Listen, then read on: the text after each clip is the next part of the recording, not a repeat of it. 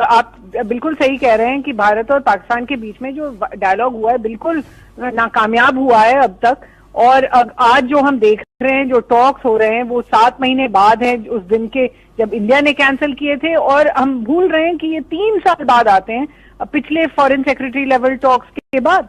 तो इसका ये क्लियरली दिखाता है कि हमारा जो प्रोसेस है वो बिल्कुल लड़खड़ा गया है और कहीं जा नहीं रहा है। और उसी वक्त में कोइंसिडेंटली आप कहें या ऑन पर्पस आप कहें, इंडिया के जो ताल्लुकात हैं दूसरे 7 कंट्रीज के साथ बहुत बेहतर हो गए हैं। एक और बात, बांग्लादेश के साथ देख लें या नेपाल या भूटान के साथ तो ऑलवेज अच्छे हैं। अफगानिस्तान की सारी कंट्रीज के साथ बहुत बेहतरी हमने देखी है पिछले कुछ सालों में, जब पाकिस्तान के साथ बिल्कुल कोई मूवमेंट नहीं हुई है। अच्छा सुहासिनी, हमें इंटरेस्टिंग बात बताइए ना, हमें बताइए ये जो पोस्ट इलेक्शंस कश्मीर में हुकूमत बनी और ये जो इल्हाक हुआ है इंडिया में, इसको कैसे देखे जा रहा है?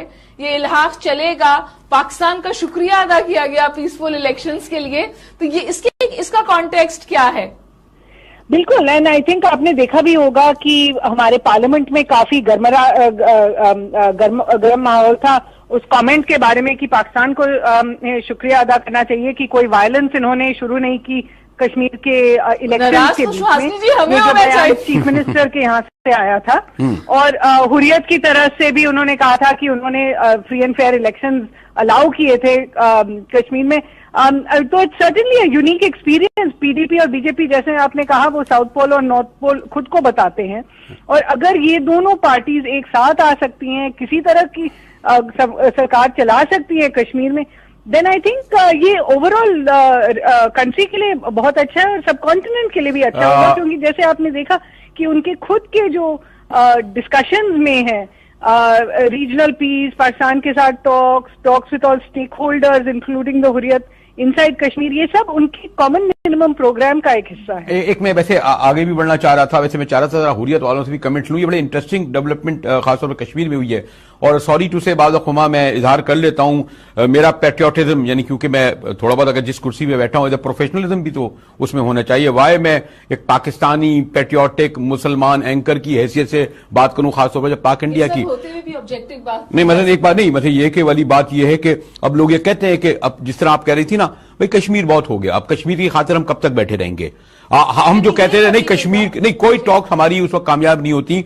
और ये बड़ा डेवलपमेंट है। इसका मतलब ये कि हम जो उनके इलेक्शन में गड़बड़ होती रही, जो इलेक्शन में उनकी वोटिंग नहीं होती रही, इसके मैंने हमारा बहुत बड़ा हाथ था। और अब जब हमने मदाखलत खत्म कर दी तो आपने देखा कि खुद with in the Hurriyat conference जो है उसकी लीडरशिप पे लोगों का एतमाद खत्म होता जा रहा है। और इस बार जो 65 गालिबन 65 या 55 से पीछे बात है, 65 वोट पड़े हैं। इसका मतलब यह है कि अब वहां वाले कश्मीरियों ने समझ लिया है, इंडियन एडमिनिस्ट्रेटिव में मकबूजा और आजाद में नहीं पड़ता, पाकिस्तान एडमिनिस्ट्रेटिव कह लें, इंडियन एडमिनिस्ट्रेटिव कश्मीर में रियलाइजेशन बढ़ गया है कि हमें अब यहां रहना है। और अगर हम लड़ते झगड़ते रहे तो वहां ना नालियां जो है वो दुरुस्त होंगी, ना वहां बिजली आएगी, ना पानी आएगी, ना रोजगार आएगा। और आज ये जो मुफ्ती साहब की जो कामयाबी और फिर उन्होंने बड़ा बोल्डली स्टैंड भी लिया, हुमा ये तो अब मेरे ख्याल में आपको अलग रखना पड़ेगा इस चीज को। एक और बात शायद इम्पोर्टेंट है, और कहा जा रहा है कि शायद मोदी साहब पे नेशनल डेमोक्रेटिक पार्टी में प्रेशर तो नहीं कहूंगी, लेकिन उन्होंने ये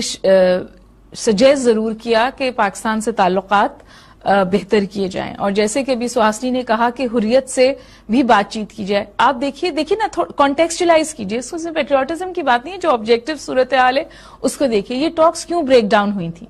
फॉरेन सेक्रेटरी लेवल टॉक्स जो अब हुई हैं 7 महीने बाद, ये इसलिए ब्रेक डाउन हुई थी क्योंकि हमारे हाई कमीशन ने हुर्रियत लीडरशिप से मुलाकात की थी। यही हुआ था ना।